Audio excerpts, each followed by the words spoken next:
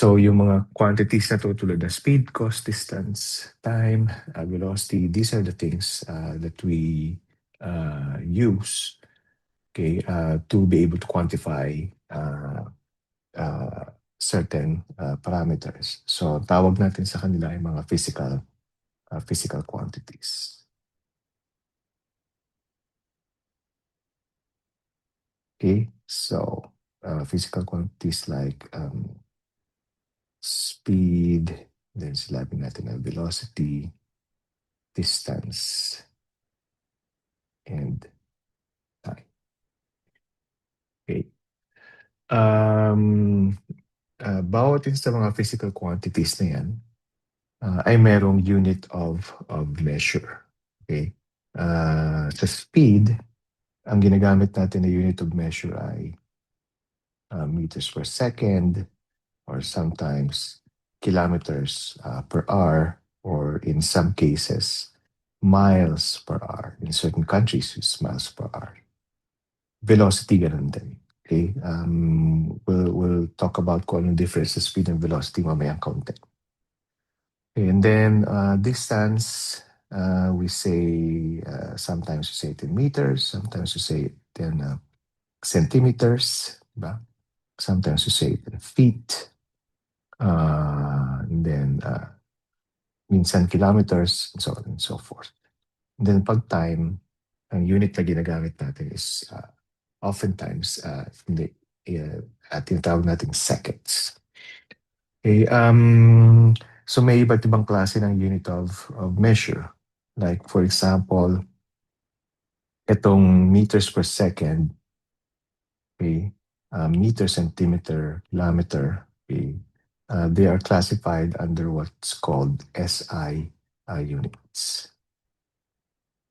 Okay, pero ito namang miles per hour or feet, ang tawag sa kanila ay or classified sila under yung British units. Okay,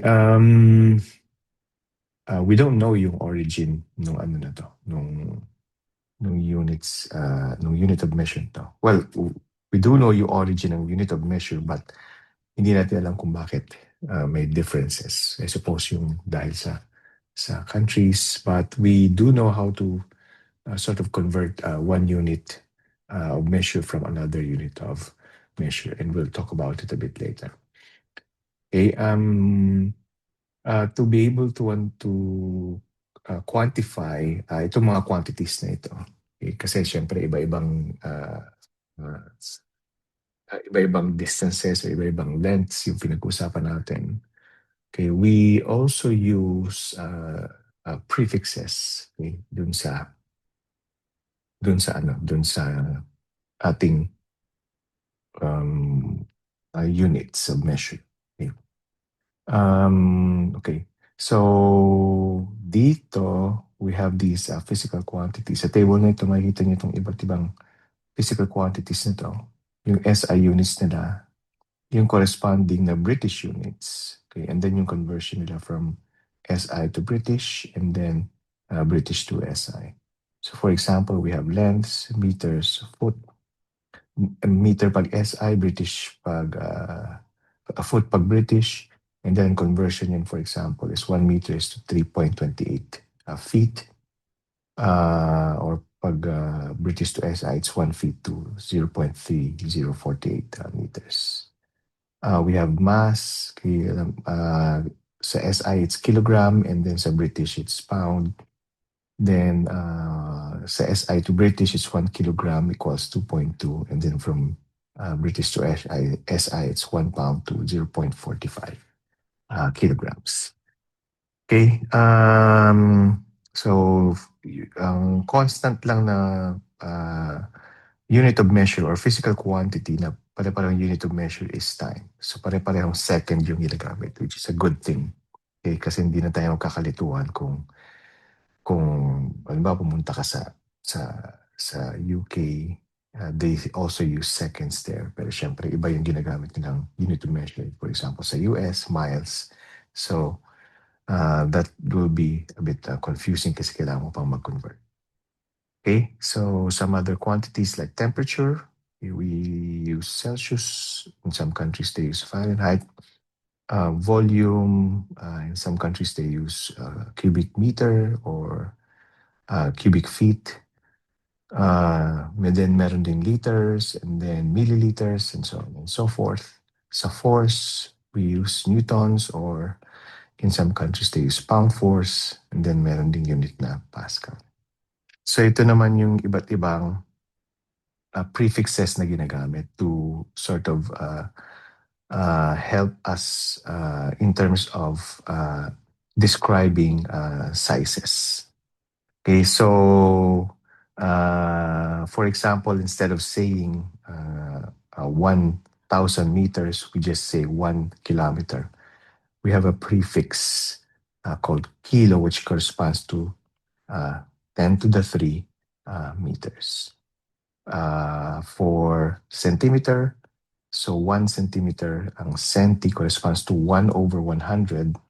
So this is 1 over 100. So, or 10 to the minus 2.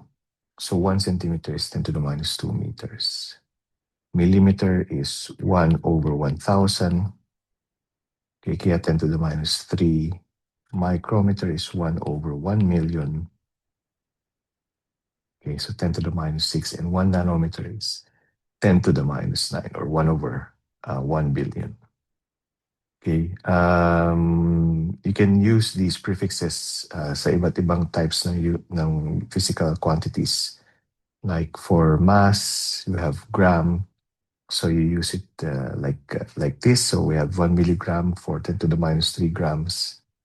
1 gram is equal to 10 to the minus 3 kilogram. Okay.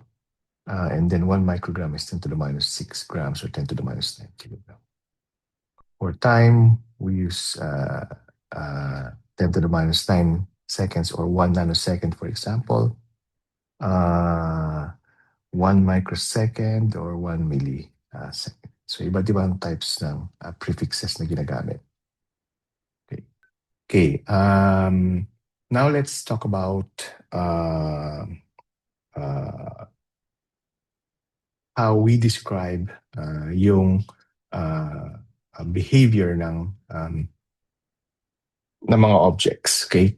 So we have we use what are called we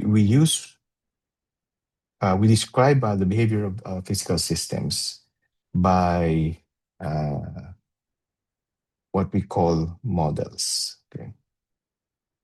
So some of you, okay, so iba sa inyo math, iba sa inyo comsci, iba-iba yung paraan natin ng paggamit ng word na model.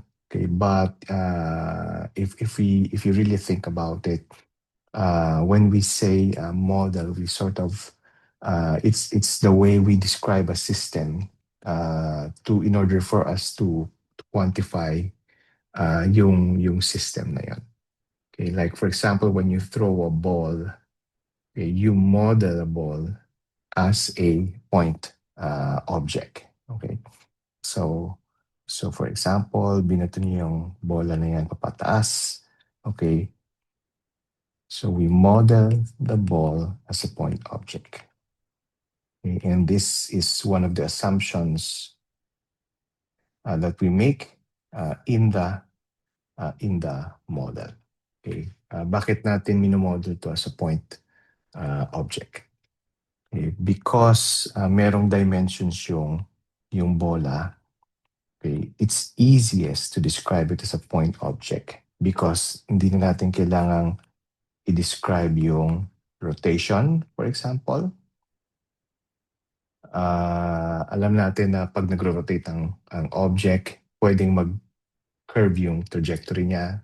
If you watch soccer or yung tunay na football, okay, di ba? Pag sinipa yung football na yan, okay, nag-curve. Pag sinipa yung football ng tama, nag-curve yung bola na yan. Okay, and it changes yung trajectory ng system because dun sa model na yon, hindi nila ginamit yung assumption na point object yung bola. If you play tawag dito, uh, other sports, okay, like tennis. Okay, sikat na sikat ang tennis ngayon dahil kay Alex Ayala. If you watch her serve carefully, makikita nyo na nag-curve siya after tumama yung bola sa ground. And that's because when she hits or when she serves the ball, kaya nilalagay niya ng side spin, and yun yung nangyayari pag tama sa ground, nagsispin yung bola. Or nag-curve yung bola dahil dun sa side spin na ginagawa niya. If you play frisbee, okay, doon mas obvious, di ba, na tawag dito, pag binato mo yung frisbee correctly, yung frisbee na yun ay nag-curve yung trajectory.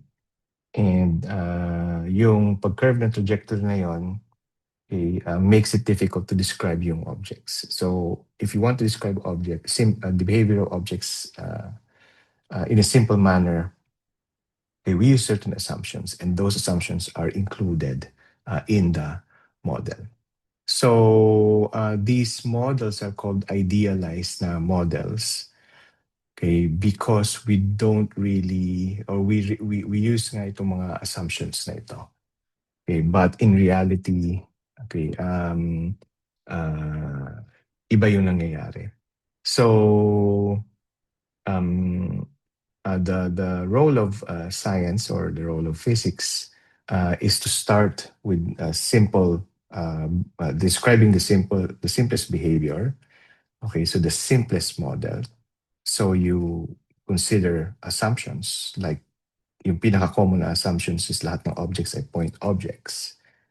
Okay, and then as you move to higher levels of science or physics, then you relax yung model na yun. You include, for example, yung dimensions ng objects. And that will allow you to solve for yung rotation ng objects.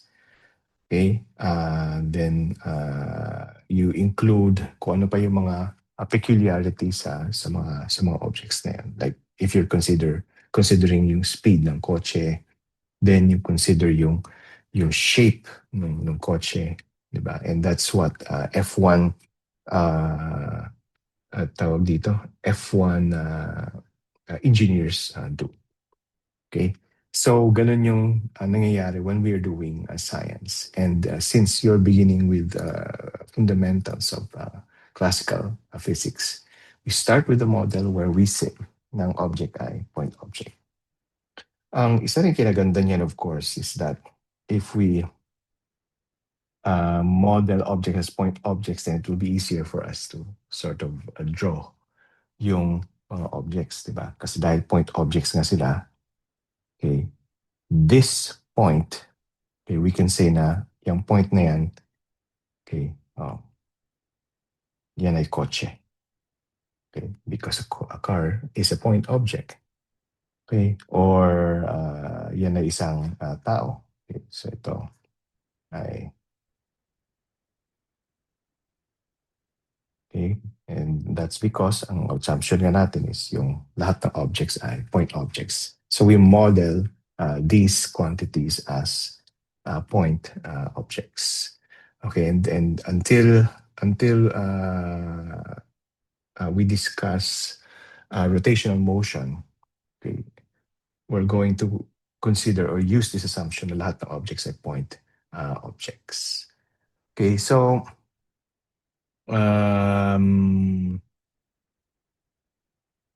okay. So ganyan yung ating assumption. Okay? Yan yung ating initial na model, initial na idealized na model. Now, yung mga objects na yan, okay, I think describe na natin using itong mga physical quantities na ito. Okay, and we consider yung kanilang movement, and yan naman yung ginagawa natin sa physics. I mean, if an object doesn't move, then it's not that interesting, di ba? Pero if the object moves, then we can say a lot about that object. Like how fast yung object na yun, gaano kalayo yung tinravel niya, ano yung acceleration niya. Okay, and itong mga physical quantities na ito ay related sa isa't isa.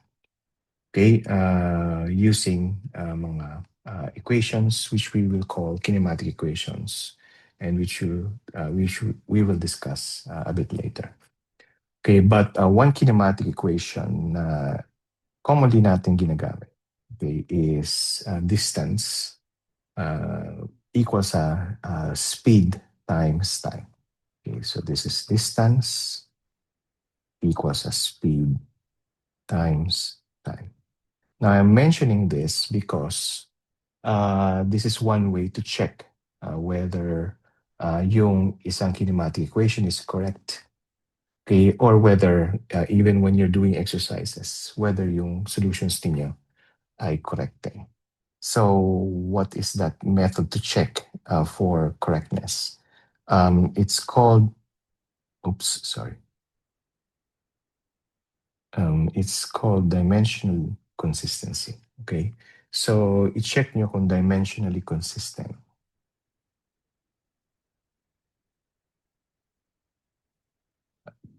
Sorry.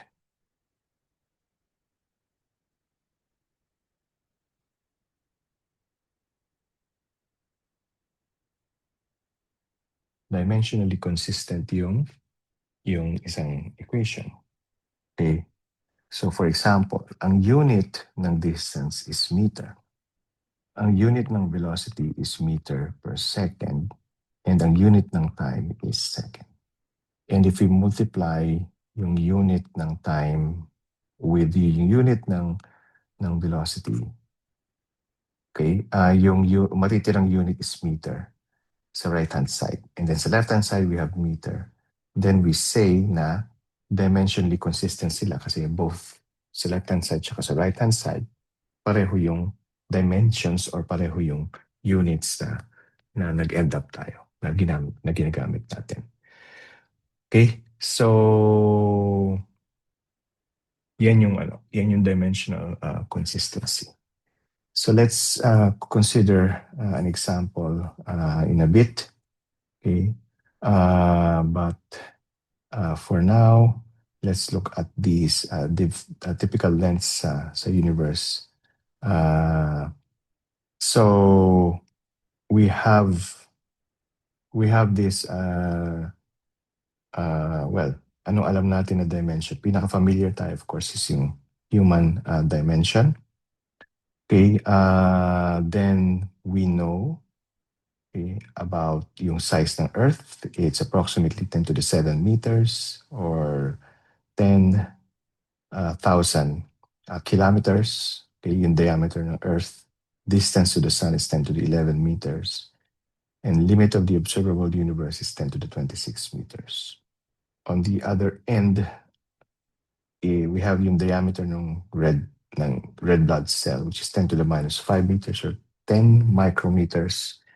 Radius ng atom is 10 to the minus 10 meter or 10 nanometers. Okay, and then the radius of an atomic nucleus is 10 to the minus 14 or 10 femtometer. So 10 femtometer. Okay, so or 10 times 10 to the minus 15 meter.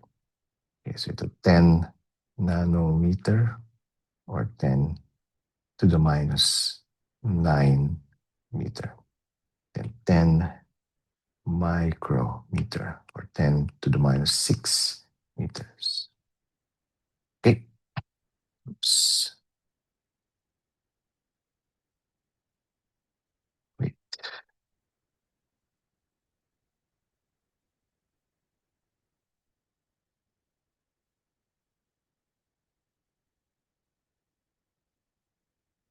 Okay. So yan. So let's now go back to yung units and consider natin yung isang example. Wait.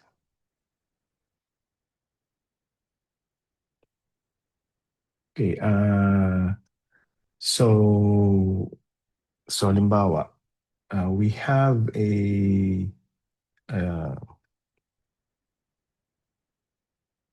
Okay, we have this example like 7,763 miles per hour. Okay, we can, if we want to convert this to meters per second, okay, we use yung concept ng dimensional consistency at saka ng ang tawag dito, at saka ng unit conversion.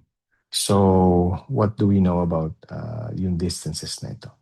At saka yung time. So, for example, 1 mile is 1.609 kilometer, and 1 kilometer is 1,000 meter. Okay, and then in terms of in terms of time, so 1 hour is 60 minutes and 1 minute is 60 seconds. So to convert 763 miles per hour, okay, first, okay, we convert yung miles. So yung miles na sa numerator, so lagay natin yung miles sa denominator, and then yung equivalent na conversion niya ay lalagay natin yung mile lalagay natin sa denominator, and yung equivalent niya in kilometer ay lalagay natin sa numerator. Okay, and then similarly, we write yung kilometer sa denominator and yung unit na meter sa numerator. Okay, what this does, okay, is we can now cancel yung miles and then cancel yung kilometers. And what we're left with ay meters, okay, which is yung numerator na hinahanap natin sa unit conversion. Now, in terms of time, since yung R ay nasa denominator, lalagay natin yung R sa ibabaw. Okay? Sa numerator, sa conversion, and then 60 minutes sa ilalim. And then 1 minute to 60 seconds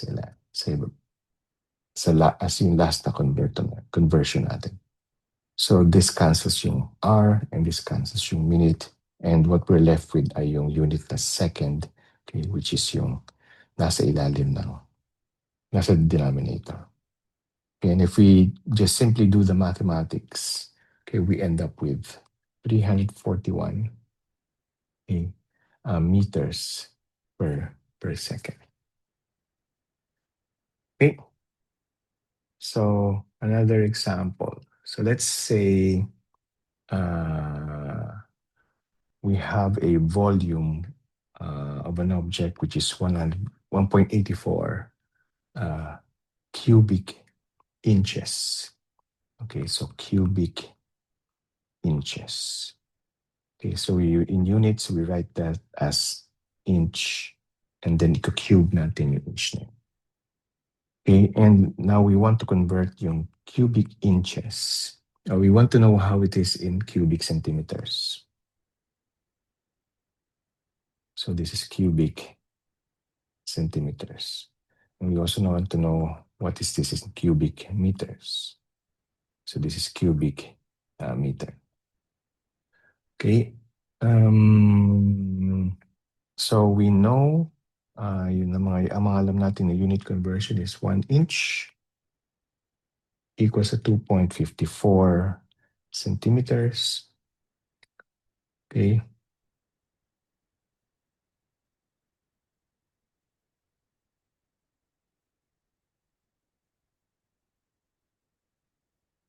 Yes, tama kayo dyan, baliktad.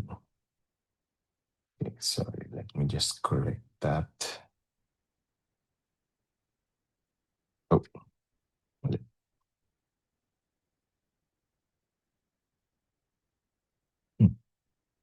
Ah,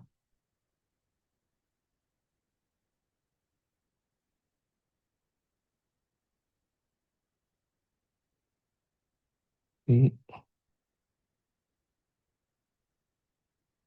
Okay.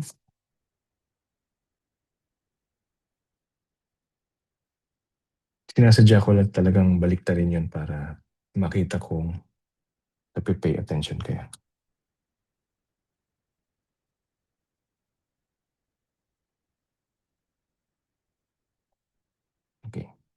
Okay, ano pa ibang comments? Yes, 1 hour equal to 3,600 seconds will also work. Okay, so now we convert 1.84 cubic inches to cubic centimeter. Okay, we know that 1 inch is 2.540 centimeters. Okay, so to convert inches, okay, cubic inches to cubic centimeters, ang gagawin natin is we write 1 inch is equal to 2.54540 centimeters.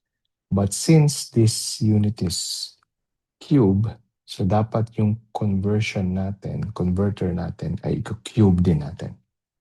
Okay, and this is where a lot of students make a mistake kasi nakakalimutan lang i-cube yung mismong conversion factor nila. Yan. So nakakalimutan lang i-cube yan. Okay? So you have to cube it kasi yung unit, the original na unit is also in cube. Okay, so if we do that, then we have 30.2 cubic centimeter. Okay, and then from there, 30.2 cubic centimeter, okay, will be equal to, so if we use 100 centimeters to 1 meter, then we also need to cube this.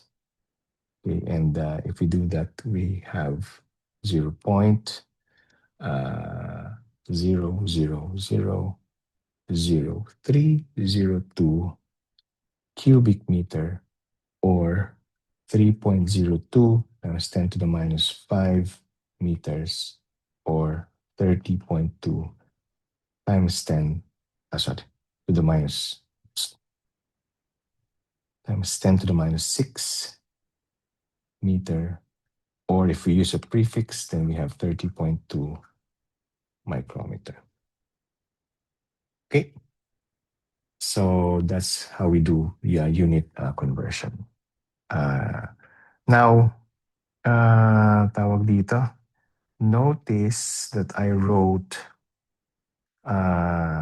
yung number na ito in terms of this number where we have 10 and then an exponent. Okay.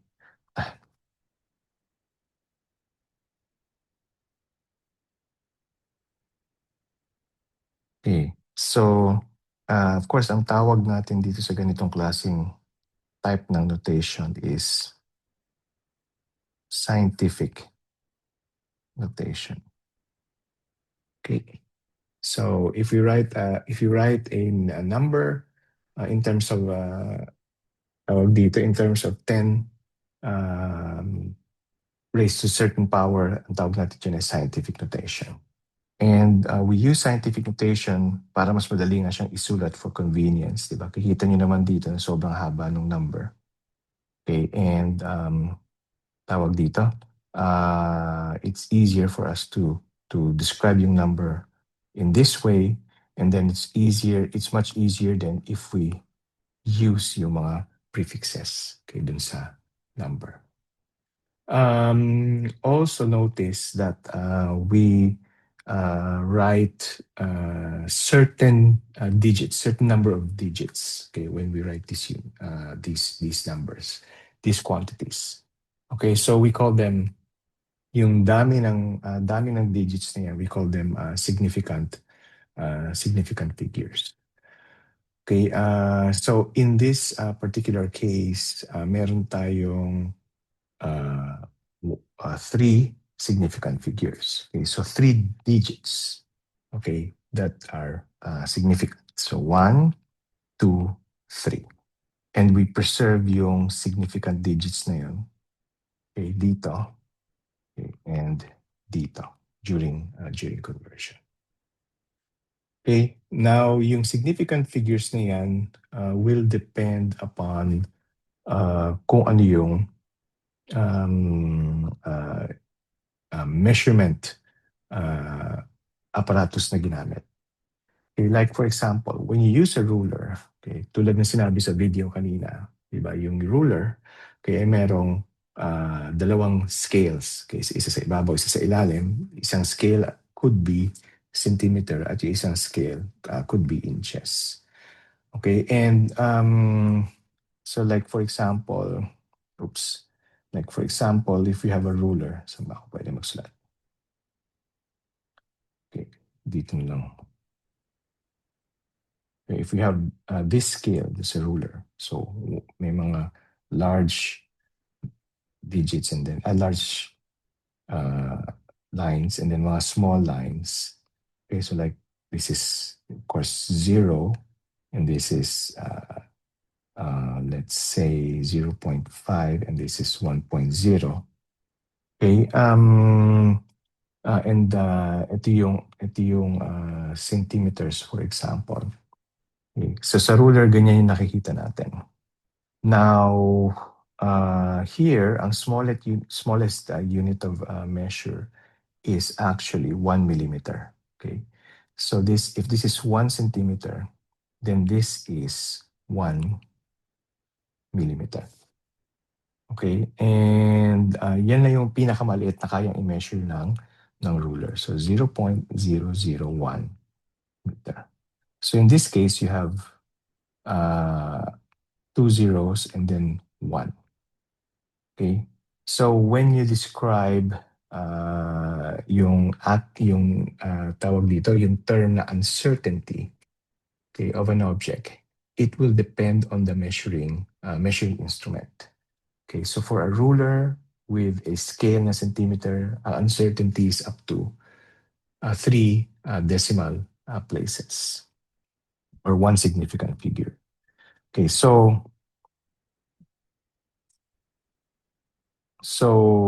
in some cases, in some measurements, especially sa Physics 101.1, gagawin ito sa laboratory.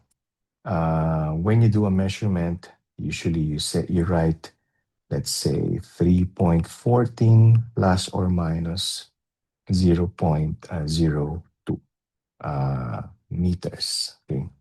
So, ito, digit na to, ang tawag natin dito ay uncertainty. Okay, and here we have two decimal places kasi ang implication nito is yung unit, yung equipment na ginamit natin is hanggang centimeter lang yung kaya niyang i-measure. Okay, this type of number, okay, when you write a number like this, for example, 3.1415 plus or minus 0.02 meters, okay, this type of writing is actually incorrect. Okay, so bakit siya incorrect?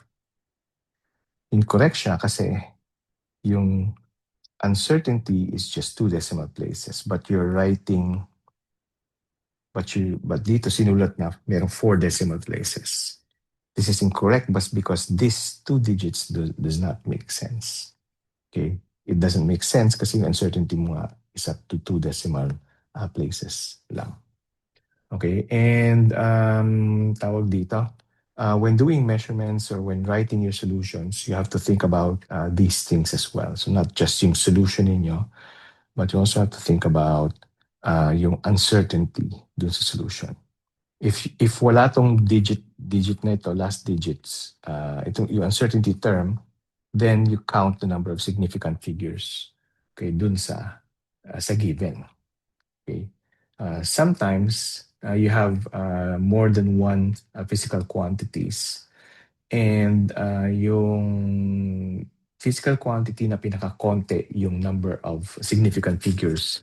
That's the number of significant figures that you're going to use. Like for example, if you multiply velocity, okay, by time.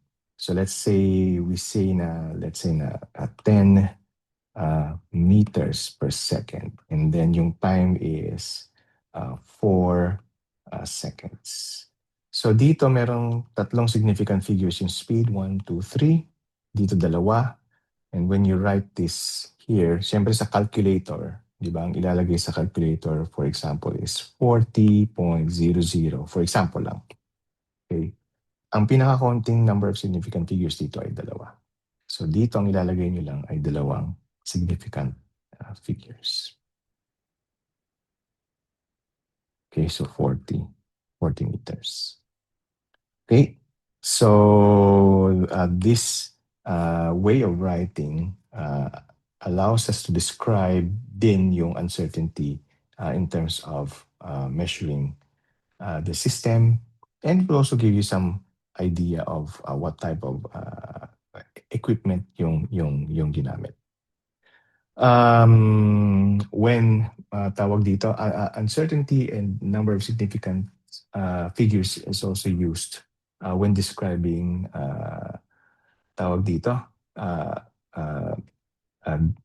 Okay, let's consider na lang an example. Sige, halimbawa when you go to for example SM hanggang UP hanggang pinakababa ng Session Road. Okay, alam niyo ba kung gaano kalayo 'yon? Or ganito lang, yung stretch na lang ng Session Road from yung kung saan nakalagay yung Christmas tree hanggang dun sa pinakababa. Alam niyo ba kung anong distance na 'yon? Ang distance na 'yon is about half a meter. Okay? From the Christmas tree pabalik ng UP, it's also about half a kilometer. It's about half a kilometer. So from UP hanggang Lower Session Road, it's about 1 kilometer. Okay? We know that kasi kung ino-observe nyo yung paligid ninyo, yung kilometer 0 ay nandoon sa Malcolm Square. Okay? May marker doon. And doon banda sa may convention center, just in front of the dorm, meron ding kilometer marker doon. It's 1 kilometer. Okay? So that's about, from UP hanggang dun sa baba ng Session Road, it's about 1 kilometer. I suppose if you go down Upper Session Road. Okay. Now, it doesn't make sense. So, halimbawa, pag tinanong ko kayo, gaano kalayo ang distance from UP to Lower Session Road? Okay. At sinagot niyo ko na 1,184 meters. Okay. So, hindi siya ganun nag-make sense to give that much number of significant figures kasi it doesn't help me, okay, with the extra digits. Now, may 184, di ba? So, ang sinasabi lang natin typically, it's about 1 kilometer. Okay? Hindi na helpful yung extra na 184 meters. Dahil yung distance sa pinag-uusapan ay malaki na. So, let's say, ano yung distance? Ano yung diameter ng Earth? Okay? So, pag sinabi natin ang diameter ng Earth is about 6,280.4857 kilometers. Okay?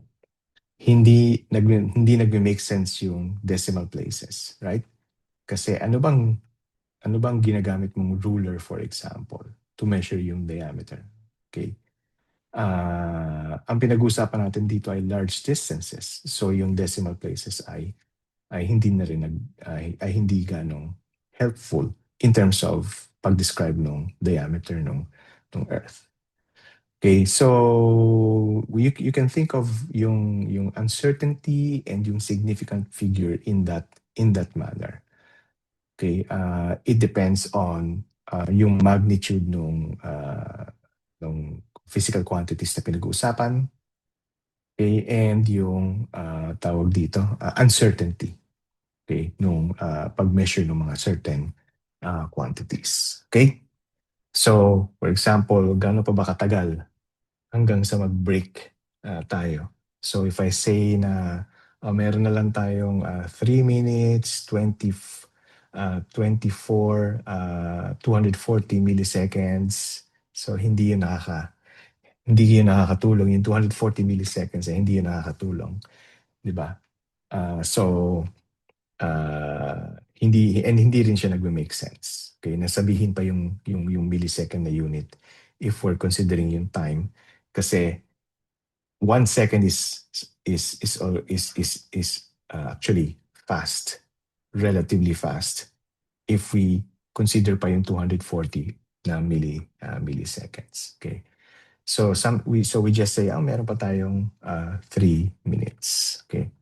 So then that's how we describe yung uncertainty at saka yung usefulness ng significant figure. So nagde-depend yan sa relative scale ng physical quantities na pinag-uusapan. Okay?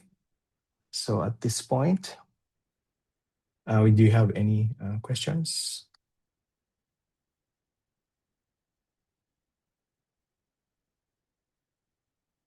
Okay. If you have no questions, then we are going to take a 10-minute na break.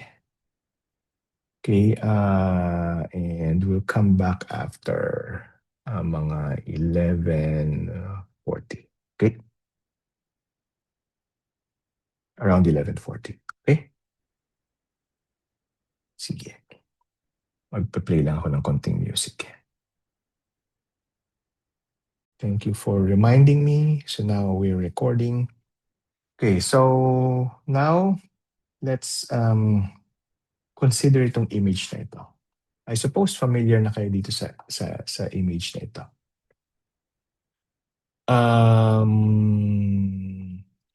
So we have UP Baguio, okay, right around here. Okay, ano ba magandang gamitin kulay? Okay, so andito, oops, brighter pa. Okay, so and dito, yung UP Baguio. Yan. Diyan sa hill na yan. Okay, it's a hill. Okay, and nandito ang CS. Okay, nandito yung CS. By the way, alam niyo naman kung saan yung classroom natin sa LR1. Tama ba? Kung hindi niyo alam kung saan ang LR1, yun yung meeting room para sa sa PE classes. Okay. Now first, if you look at yung dinrowing ko, it's sort of like an inverted heart. Tama ba? Okay. It's something na useless information. Okay, now asan ba dito yung Session Road? So andiyan ang Session Road. Okay, ito yung Session Road talaga. Okay. Tapos somewhere here nandito yung upper upper Session Road. So nandiyan yung Christmas tree or here. Nandiyan yung Christmas tree. Okay, so to get from UP to Session Road, okay, we can go via this path. Okay, kung maglalakad lang kayo. Or via this path. Okay, so there are tawag dito. There's a tawag dito distance associated between this point and this point. Okay, itong point na ito, tsaka itong point na ito. But there's also a direction associated. Okay, kasi nagbabago yung direction na ito is along here, Harrison. Okay, and dito naman is along upper Session Road. So we can see na tawag dito, we can see na you can describe yung distance not just in terms of yung kung gaano kalayo but also in terms of yung direction. Okay? So when we describe a physical quantity in terms of magnitude and direction, okay, we call that physical quantity a vector. So a vector is a physical quantity.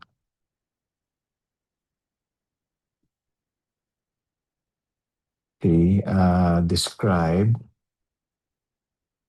using both magnitude and direction. Okay, so that's one example.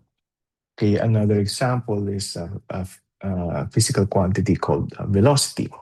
So, by the way, pag distance, ang tawag natin sa vector corresponding to distance is displacement. So displacement is a vector quantity, okay, that describes both distance and direction. Ang tawag naman natin sa sa vector ng speed, okay, vector quantity ng speed ay velocity. Okay. So it measures both yung speed and yung direction.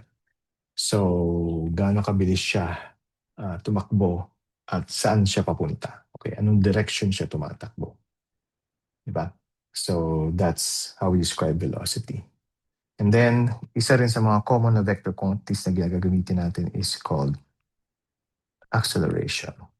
So this one is a quantity that measures kung gaano kabilis or kung gaano kabilis nagbabago yung velocity. Okay, change in velocity, okay, per unit time. Then we also have a vector quantity called force, gaano kalakas yung magnitude at saka yung direction. Force is of course a vector quantity because it doesn't make sense kung tawag dito kung dinidescribe lang natin kung gaano siya kalakas na itulak or hilain, but we also need to know kung anong direction siya hinihila or tinutulak. Okay, then we'll encounter more vector quantities later, like ano ba? Momentum. Okay. Sige, sulat ko na lang dito. So, momentum. Okay. So these quantities na to require both magnitude and direction. Okay. Now to describe yung mga physical quantities na to, okay, we use an arrow. Okay. So let's say, for example, we're talking about distance.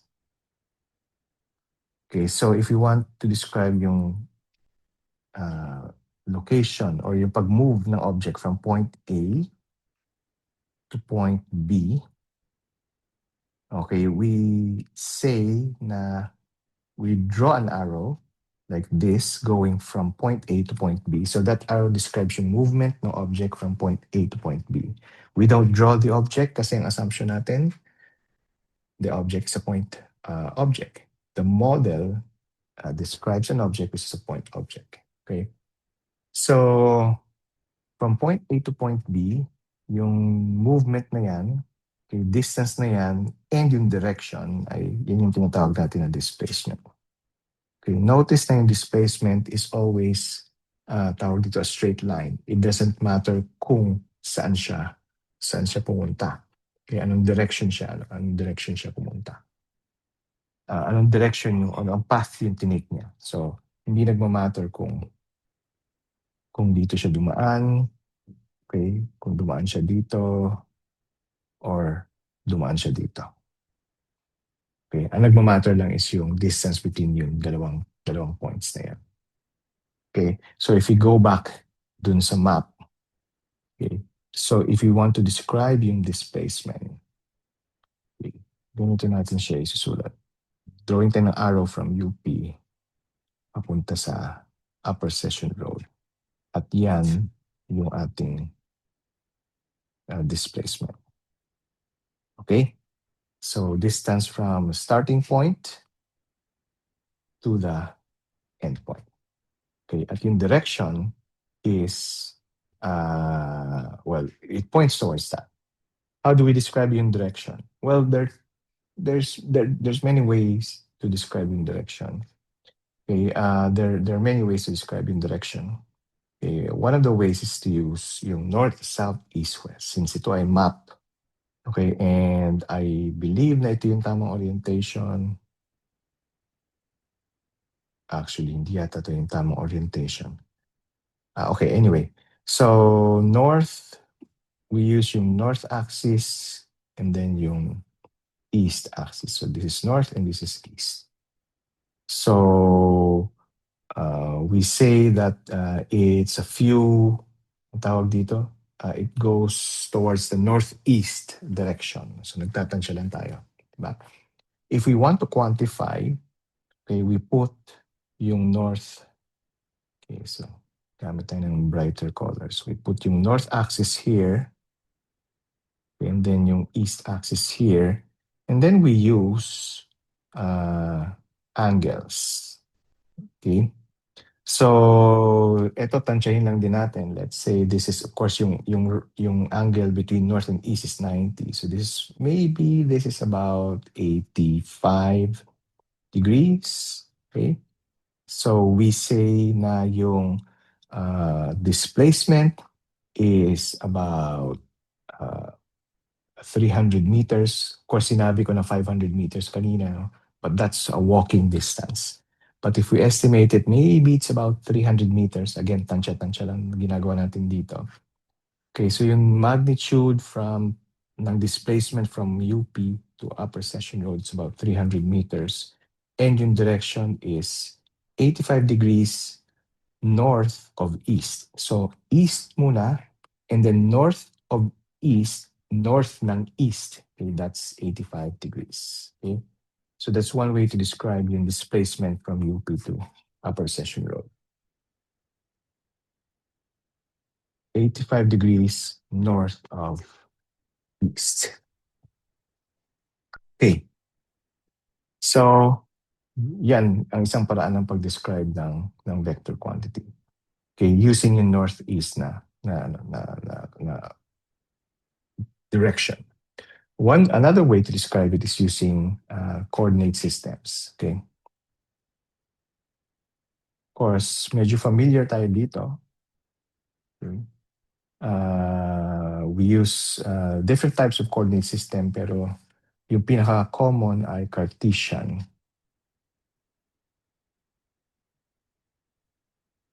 coordinates.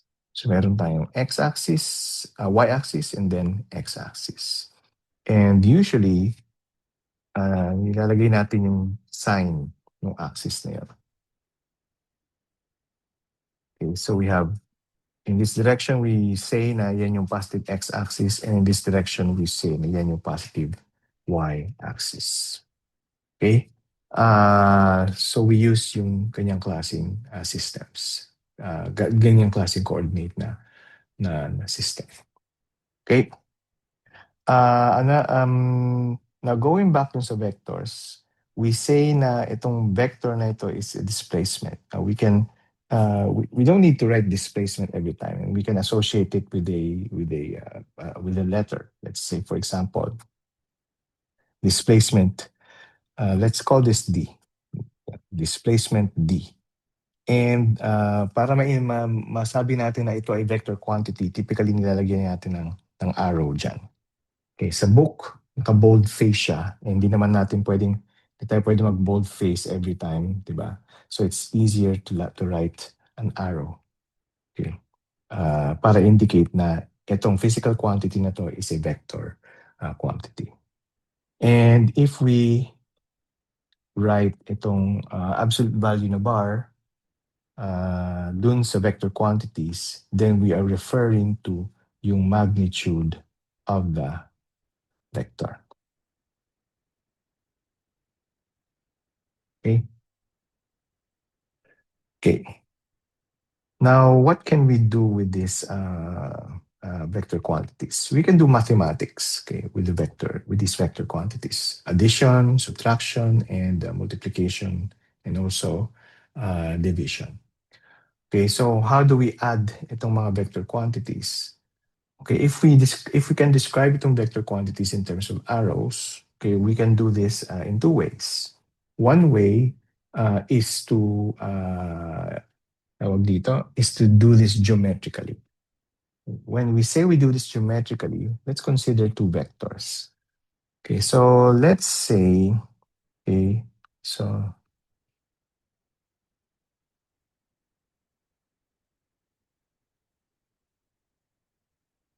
of vectors. Let's say you want to add vectors A and B, which will result to a vector C. And sabihin natin na for example, ito yung vector A.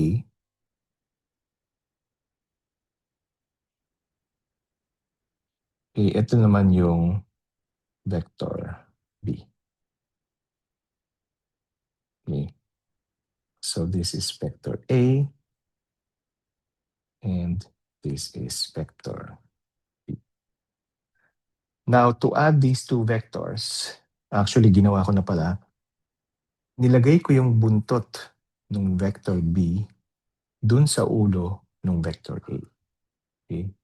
Yun yung first step.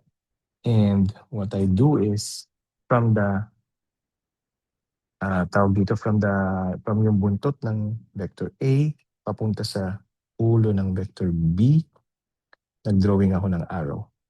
Okay, yung connection between yung tail to head, tail ng A to head ng B, yan ngayon yung sum ng vectors. So that's vector C, which is equal to sum ng vector A at saka ng vector B. Okay, the way to connect these vectors is tawag dito. So this is one way, but you can also do it this way. Pwedeng mauna kayo sa vector B. Una nyo i-drawing yung vector B and then sunod nyo i-drawing yung vector A.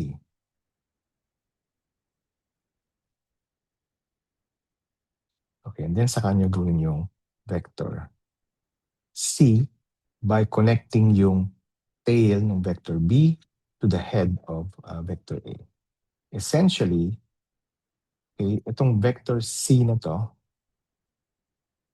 okay, since nauna yung B, so B muna plus A.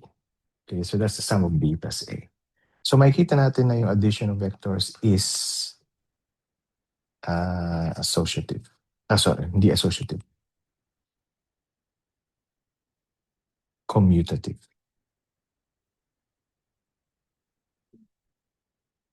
Okay, but it's also associative as you will see later on. So it follows yung conventional na mathematics. Okay? So there's another way, of course, to draw it. A third way to do this, and that way is, so kung drawing mo natin yung vector A in this way, yun yung vector A, and then drawing natin yung vector B in this way. Okay, yan yung vector B. So ang gagawin natin dito ay magte-trace tayo ng vector B here. And then i-retrace natin yung vector A here. And then i-connect natin yung diagonals nung na-form na parallelogram. Okay? And that's your vector C. Okay, which is sum of a vector. So that's how you add the vectors geometrically. Okay? Now, it's a good thing to use itong tawag dito, notes na merong grid lines, okay? Kasi it makes things more accurate, and you can easily see yung 'di ba, yung how things work. Now I'm saying this because of course pag kayo nang gumagawa nung tawag dito ng vector addition, or sorry, pag kayo na naggagawa ng solution ninyo, and you don't, di ba yung papel nyo minsan, wala naman talagang grid lines na katulad nito. Okay?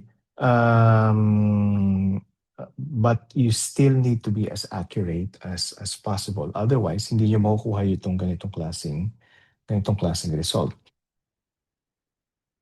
Okay? Na yung vector C na to ay pareho lang sa isa't isa. Hindi nyo mapapakita na pareho sila ng direction tsaka magnitude kung hindi kayo accurately magdo-drawing. Okay? Also, I find it difficult, okay, if I see a student and medyo tinitipid niya yung pagsusulat. Okay? Ewan ko kung tinitipid niya yung papel or tinitipid niya yung ink dun sa ballpen niya. Okay? At ang ginagawa is, ito ang vector A, ito yung vector B. So yan yung sum ng vectors. Naintindihan niyo ba yung ganyang klaseng, kayo ba? Naintindihan niyo ba yung ganyang klaseng, ganyang klaseng pagsusulat? Di ba?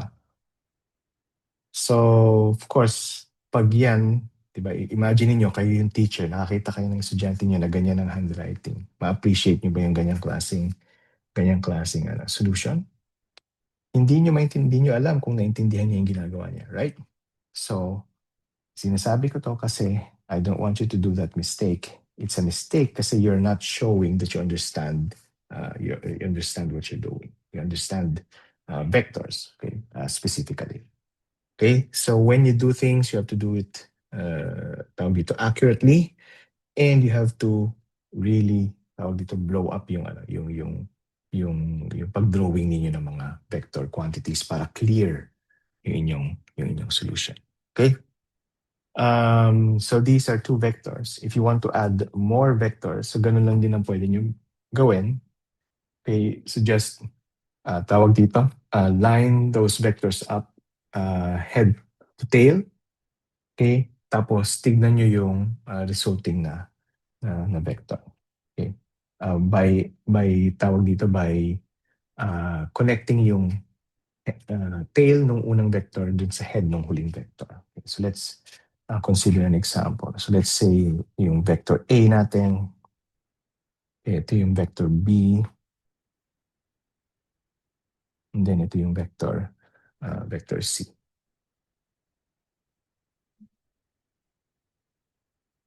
Okay, here ang vector A is 2 units down, vector B is 4 units to the right, and vector C is 2 units to the right and 3 units up.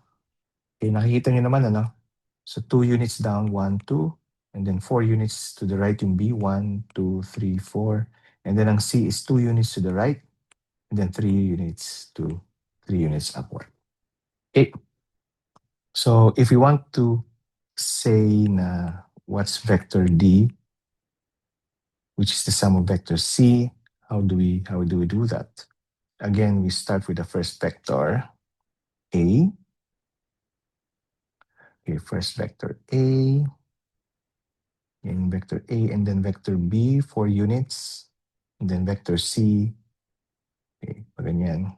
So ating final vector, vector D, is from this point sa tail ng unang vector, papunta sa point na yan sa head ng huling vector. Yan yung ating vector, vector D. Okay, sum of A, B, and C. Now, isang tawag din natin dyan sa sum ng vectors na yan is a resultant vector. Okay, which is just the sum of the vectors. Okay.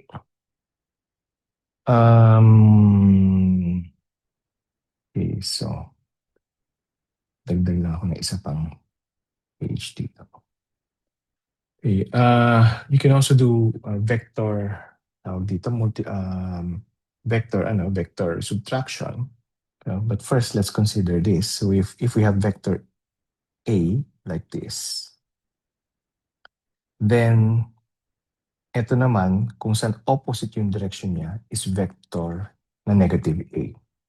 Okay, so the negative sign indicates a direction that is opposite dun sa direction that makes the direction opposite.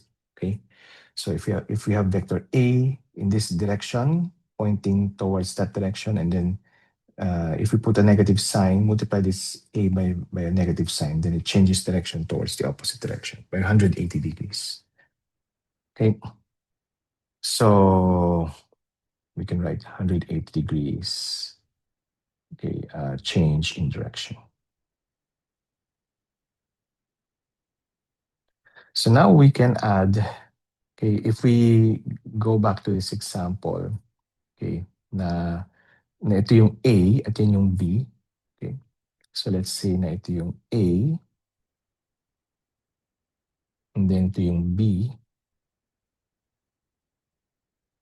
And if we have a vector E, which is the difference between A and B, so ang gagawin natin dyan is geometrically, we draw vector A first. Okay, and then, sorry, move ko itong konti. Oops.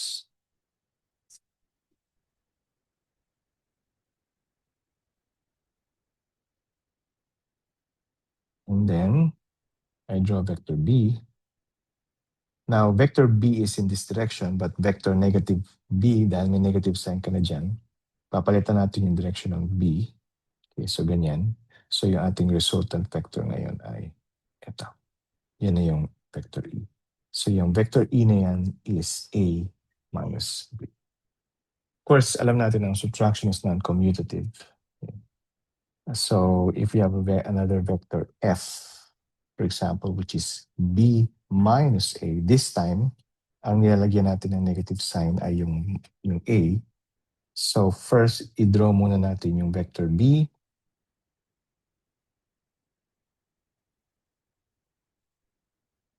And then saan natin i-drawing yung vector A, vector negative A. Okay, so yun yung vector negative A. Ito ngayon yung vector F. Okay, so this is negative A. Dapat isulat ko ito. A. This is A and this is B. So itong vector F ngayon is B minus A.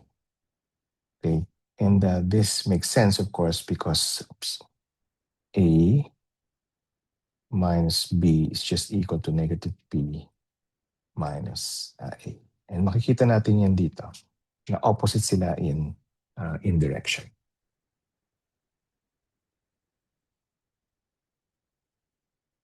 Okay. Okay. So let's consider this example. Adding two vectors at right angles. So a cross-country skier skis 1 kilometer north and then 2 kilometers east on a horizontal snowfield. How far and in what direction is she from the starting point? Okay, so in this case, tawag dito, we have two vectors. Okay, the first vector has a magnitude of 1 kilometer. So ang gagawin natin dito ay yung unang vector has a magnitude of 1 kilometer and ang direction ng vector na yun is towards the north. Okay, tawagin natin siyang vector A. And then yung pangalawang vector na tatawagin natin vector B. Okay, has a magnitude of 2 kilometers and yung direction niya ay towards the east. Now, if it's easier, of course, to draw yung mga vectors na yun in a vector diagram, in a diagram such as this, which is called a vector diagram.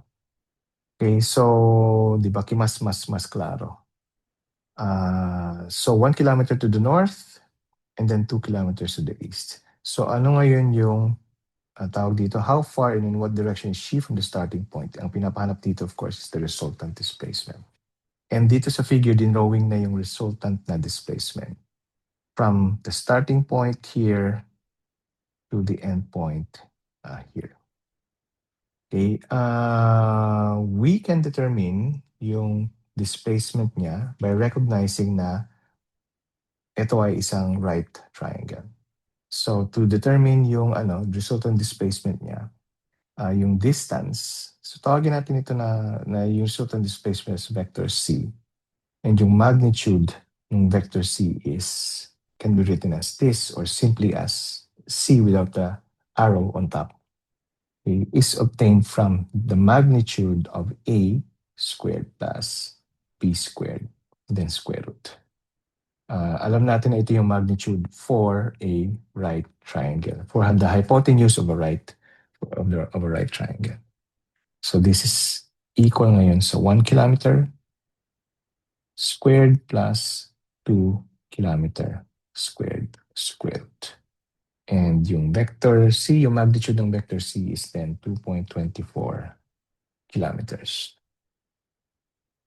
Now, how do we know naman yung direction? Okay, if we define itong angle na ito as phi, So it's the angle between the vector A and the resultant vector, yun yung vector phi. Okay. So define phi as the angle between vector A and vector C. Okay. Ano tawagin? I-label na rin natin ito na mas mabuti. Yan. Okay, so now we can use yung ating knowledge about trigonometry. Okay, so if that is the angle, then A is adjacent to the angle and also to the hypotenuse. So here we use cosine or tangent, sorry. Or we can use cosine, diba? So cosine ng phi is equal to 1 kilometer, diba? Ka, adjacent over hypotenuse, divided by the hypotenuse, which is 2.24 kilometers. So from here, we get phi equal to cosine inverse ng 1 kilometer over 2.24 kilometers or equal to sa 63.4 degrees. So phi is equal to 63.4 degrees. Okay. So this angle is 63.4 degrees. The way to describe it, either you describe it in terms of this angle as you see in the figure, or what you can do if you, since describe niya ito in terms of yung directional axis na north and east, okay, ang pwede natin gawin is we determine itong angle na ito, which is just 90 minus 63.4 degrees.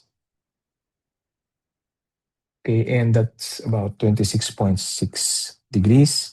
So we say na yung direction niya, so this is 26.6 degrees. You say na yung direction niya is 26.6 degrees north of east. Okay, and that's easier to sort of describe yung direction ng resultant na displacement. Okay, kasi since yung axis na ginamit natin is in terms of yung northeast, west, south na axis. Okay, any questions?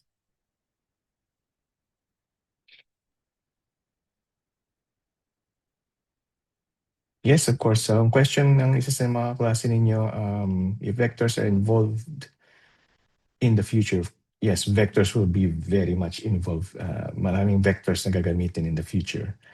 Are we allowed to use different colored ball pens po aside from black and blue? Of course, pwede nyo gamitin yun as long as you label things properly.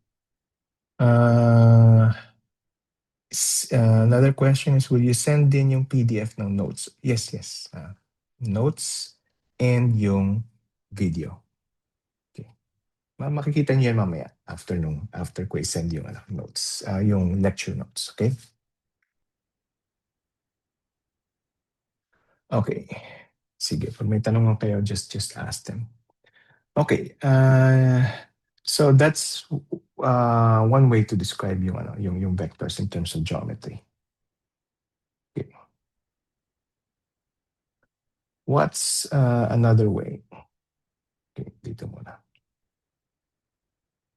Another way is to use Cartesian coordinate system tulad nung sinabi natin kanina. Okay,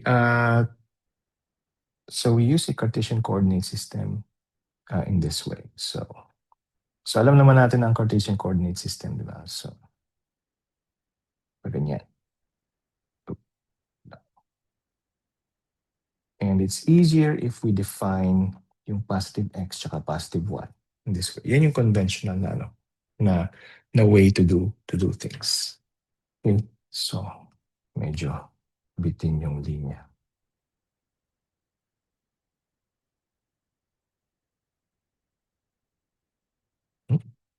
Gawin ko lang. Higit na natin konti.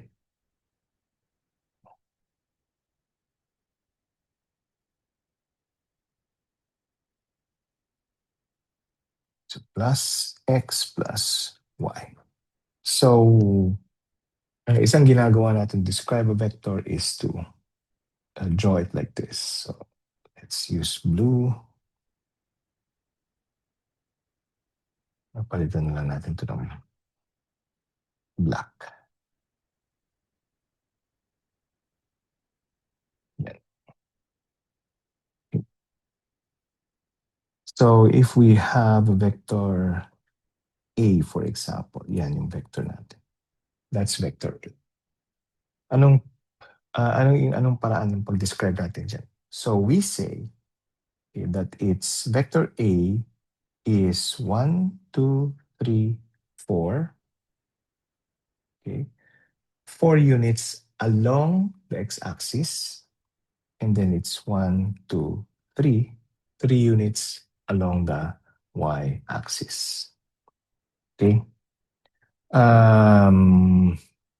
We associate each axis with what are called unit vectors. So, unit vector is, for the x-axis, ang unit vector niya is I hat. And for the y-axis, ang unit vector niya ay j. Okay? Ano ibig sabihin ng unit vector? It's a vector, okay, that describes the direction along a certain axis, and yung magnitude niya is 1 unit. Kaya siya tinawag na unit vector. So ito yung red na yan is the unit vector I hat. And itong pink na ito is the unit vector j hat. So, since itong vector na green na yan ay 4 units along the x-axis, so we say it's 4 units times the unit vector I hat. This means na meron tayong 4 units along the x-axis. Okay? And then, we add that to the vector along the y-axis. So it's 3 units along the y-axis, and yung unit vector along the y-axis is j hat. So that's 3 times 1 unit along the y-axis. So now, this is one way, another way to describe yung vector fields. Let's say ito yung vector A. Okay? In terms of first, Cartesian coordinate system, and secondly, in terms of unit vectors. Tulad nung ginawa natin sa example na to, it's also useful to describe them in terms of an angle. So, usually, we associate the angle with respect to the x-axis. So, yung angle na theta is with respect to the positive x-axis. Naintindihan niyo naman yung WRT, no? With respect to the positive x-axis, right? Okay. So, yan yung mga quantities na ginagamit natin to describe vectors if we use Cartesian coordinate system. Now, why do we do this? Kasi ngayon, pwede tayong pwede tayong gumamit ng triangles. Okay. And it's easier if we use triangles kasi we can use geometry or trigonometry.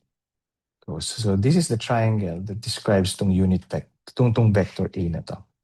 Okay, itong bottom ng triangle is the horizontal, tawag dito, is the horizontal na component nung A. So tawag natin dyan ay horizontal component of A, the vector A.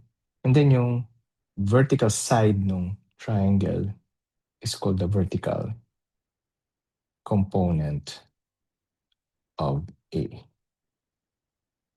So in terms of the Cartesian coordinate system, yung horizontal axis or yung x-axis is just the horizontal component of A, and yung y-axis is also called the vertical component of A. Okay, and for a triangle such as this, if that is theta as shown in the figure, then di ba alam niyo naman yung SOHCAHTOA, di ba? Then the sine of theta is just the opposite, which is the vertical component of A. Now, tawagin natin yung vertical component of A as AY since it describes the the component of A along the y-axis. And then tawagin natin yung horizontal component of A as AX. Okay? It is the component of A along the x-axis. So, ang sine ng theta dito is AY, which is again the opposite, divided by the hypotenuse, which is A. Okay? And then ang cosine ng theta dito is AX divided by A. Okay? And then ang tawag dito, tangent ng theta is y over ax. Okay? Just by using itong SOHCAHTOA. Okay? So that's one way to describe vector quantities. Okay. Now, remember that this type of sabihin nating formula depends on where you put theta, where theta is placed. Okay? And isa rin to sa mga common mistakes ng mga students. So ina-assume nila na theta is always with respect to the x-axis. But you have to really be careful about where that theta is with respect to the triangle. Okay, so anong ibig nating sabihin dyan? Okay. So let's consider itong example na to. So last example before we dismiss. Okay. So what are the x and y components of vector D in this figure? So the magnitude of vector D is 3 meters and the angle alpha is 45 degrees. Okay, in letter B, what are the x and y components of vector E in figure 1.19b? The magnitude of vector B, okay, is E because 4.50 meters and angle beta is 37 0 degrees. Now notice na dito, yung vector A is with respect to the x-axis. But here, yung vector beta is with respect to the y-axis. Okay? So, kailangan yung ma-recognize ko anong triangle yung pinag-uusapan dito. Okay, so let's consider muna yung unang, yung vector D muna. What are the x and y components of vector D? So, ang tinatanong dito is dx at dy. So first, identify nyo muna kung ano yung triangle. Okay, here, ito yung triangle. Okay, na tinitignan natin. At dito sa triangle na yan, we can easily see na ito yung dy, okay, di ba? As defined naman doon sa figure. And then ito yung, at ito yung dx. Okay? So base dyan sa triangle na yan, okay, dx is equal to, cosine alpha is equal to dx over d. Okay? Kasi yung dx ay adjacent dun sa angle na alpha. And then sine alpha is equal to dy over d. Kasi yung dy is opposite dun sa angle na alpha. Okay? Now, kung pupunta tayo sa B, ito naman yung triangle na pinag-uusapan.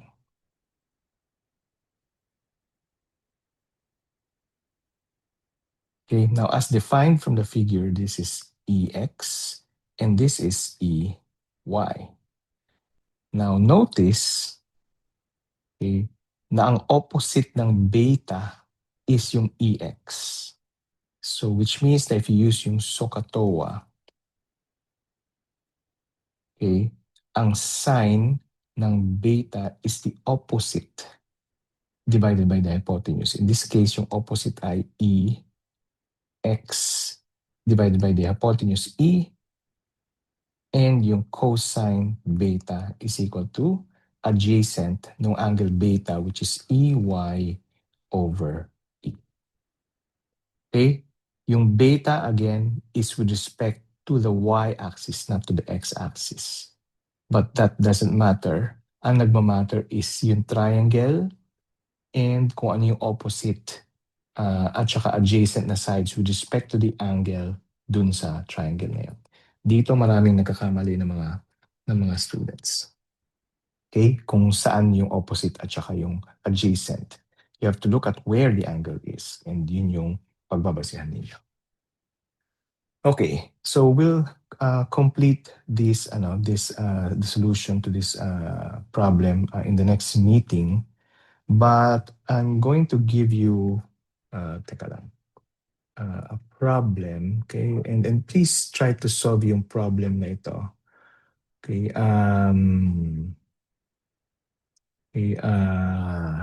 and submit yung solution niyo dun sa Google Drive folder na isa-send ko sa inyo. So not that one, mga examples yun for later. So yung problem na ito ay nakasulat dito sa last page nung notes. Okay?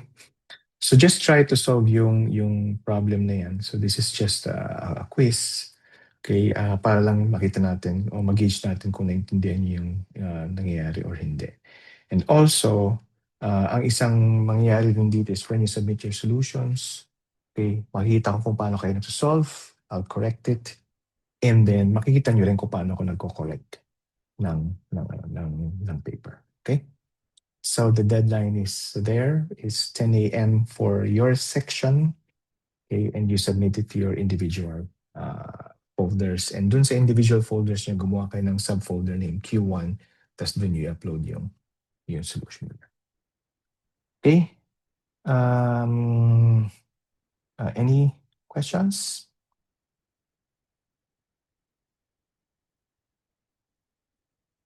Okay. So kung wala ng questions, then I will see you on Thursday again online.